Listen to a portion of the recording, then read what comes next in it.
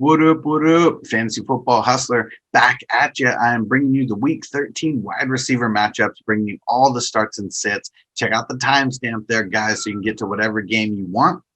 If you're on YouTube right now, hit the subscribe button, hit the like button, get it out of the way. If you're not on YouTube, go hit it up. Fantasy Football Hustler. Let's go get it. And don't forget to check out all my other positional videos, my starts and sits. We've got the QB, tight end, and running back out right now. Also got my defensive streamers. And since they pushed the waivers back, go check out my waiver wire videos out there. I got offense and I got IDPs. Go check it out. We got two teams on bye. We got the Bucs on bye and we got the Panthers on bye. Let's get into these matchups. First game on Sunday to talk about is the Saints at the Falcons. So I think you got to start Michael Thomas in this game. I mean, he's really the only guy that Taysom Hill is going to be looking for. I'm sitting everybody else for New Orleans. I'm going to sit Emmanuel Sanders. I'm going to sit Traquan Smith. Taysom Hill, he is just not going through the progressions. It is literally Michael Thomas or bust. And then for Atlanta, so Julio Jones, if he plays, you're going to play him. Make sure you subscribe on YouTube so you can get the updates because we don't know if he's going to play through it this week. They declared him a game time decision very early last week. Let's see what happens this week. Then Calvin Ridley, I think you're starting him. Got to get him in there. Falcons, they got to step it up. Their offense just literally needs to step it up at all levels. And Russell Gage never really doing anything. I mean, the only time Russell Gage ever does anything is when Julio leaves in the middle of the game or Ridley leaves in the middle of the game. So I'm not starting Russell Gage with any kind of confidence. Lions at the Bears. Allen Robinson's the only guy I'm starting here. Kenny Golladay, who knows what's going to happen with him. Make sure you follow. Make sure you subscribe on YouTube for the future updates. But nothing's been looking promising him. He's never practicing. We got to see what happens there. Marvin Jones Jr., not playing him, not versus the Bears. And Mohamed Sanu, I mean, I know he got that touchdown last week, but not really expecting that to happen again. Anthony Miller, Darnell Mooney. With Mitch Trubisky out there, I just don't really trust either one of them. I think it's going to be a bigger Montgomery game, and then Allen Robinson's the only one who's going to eat out of those wide receivers. Browns at the Titans, I think you got to double down on Jarvis Landry and start him again.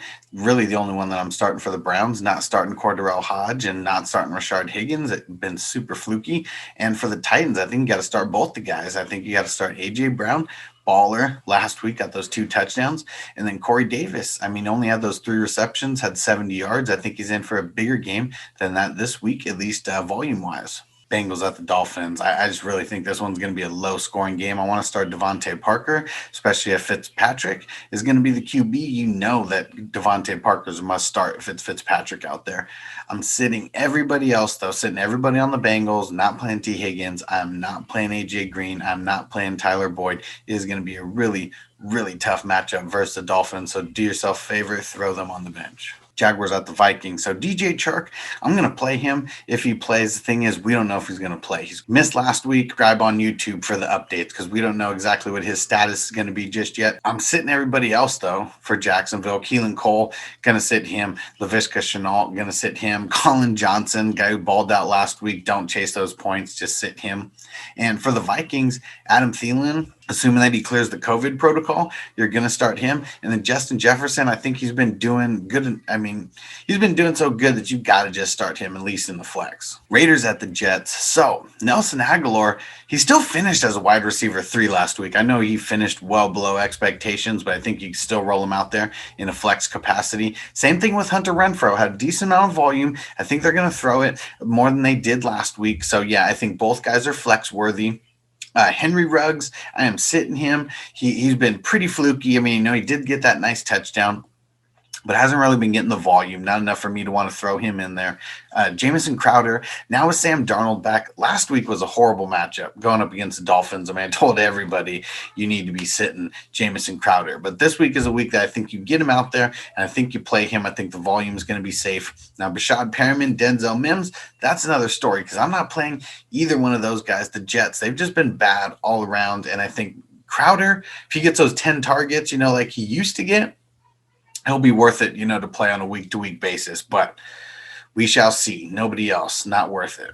Colts at the Texans. All right, let's talk about it, guys. So the Texans, they've had 2 big suspensions. One of them is Will Fuller. He is done for the year, suspended for PED use. He came out and apologized on Instagram. And then another suspension for the Texans was Bradley Roby, their star cornerback. So that brings me to the Colts. And Michael Pittman Jr., he hurt a lot of people last week, including me, so I get it, but I think you can still roll him out there in a flex capacity. It really just depends on who your other starters are, but I think he is flex worthy this week. I think he is at least a wide receiver 3, so top 36 wide receiver. I think he's going to be in that this week.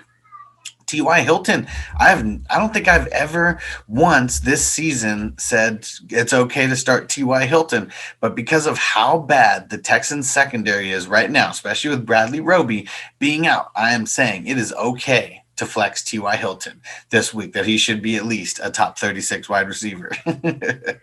And the only other guy for the Colts worth mentioning is Zach Pascal. Just make sure you sit him down. Don't need to start him at all. Now, Will Fuller is out. Brandon Cooks is the man there.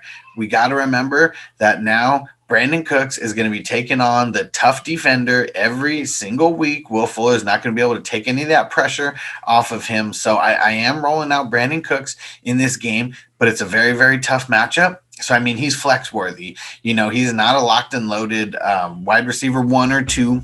So just remember that. Pump the brakes on the expectations a little bit. Just because Will Fuller is out doesn't mean Brandon Cooks is going to go for 200 yards this week because he's out. Just remember that. I would still start him, but do not go crazy and make sure you're playing the matchups, guys. Kiki QT, make sure you go pick him up. I don't know how useful he's going to be. So if you have Kiki QT, just pick him up. Don't use him this week. Let's wait and see what happens. But yeah, Texans, I mean, their offense is going to be tremendously different. Next game to talk about here is the Rams at the Cardinals.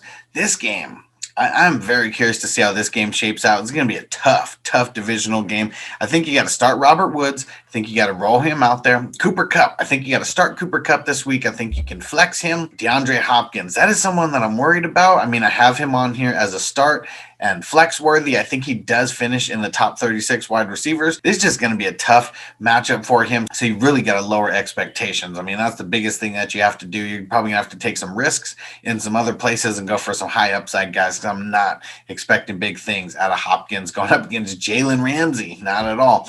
And Christian Kirk, got to sit him down. The volume just hasn't been there.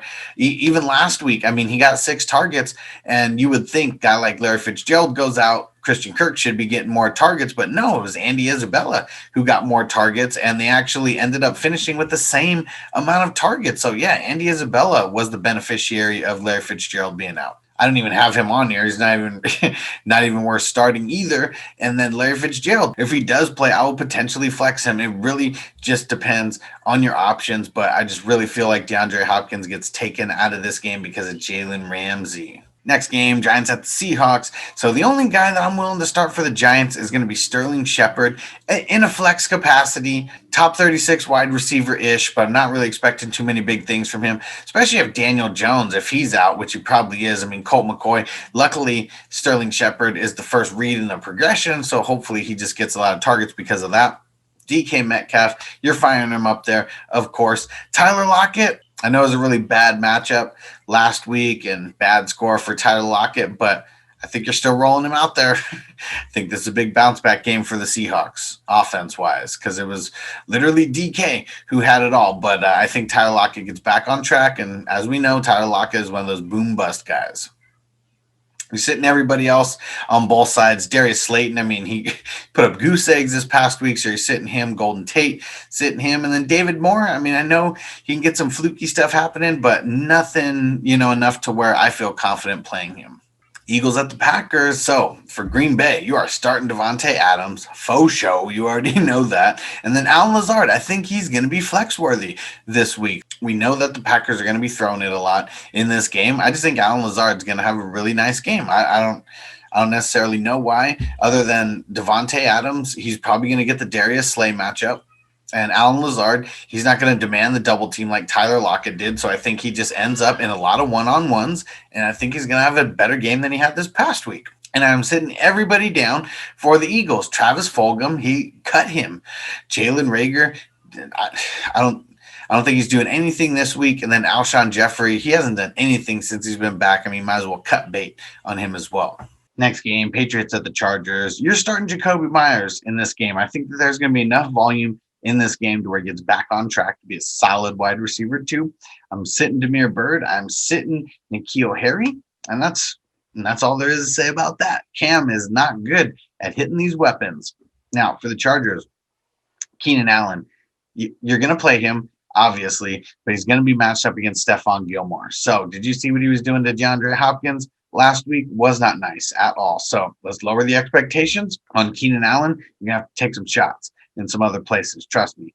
And Mike Williams, I'm not going to play him in this game. I mean, Patriots, they just scheme the wide receivers like really good. And I think that Mike Williams is going to be a guy that's like really easy to scheme out of the game. So I'm just not going to touch him this week.